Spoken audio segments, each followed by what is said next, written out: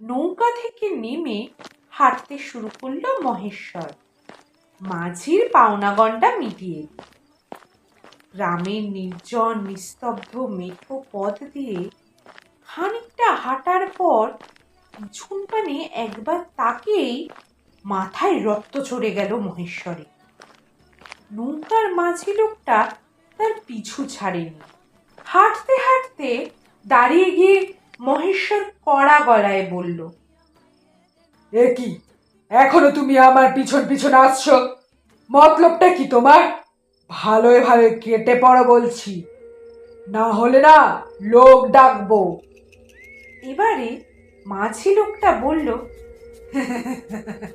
এখানে লোক কোথায় পাবেন কর্তা? ডাকলে কোনো লোকই আসবে না। চলেন কর্তা, কোনো ভয় নেই, আমি তো আসি।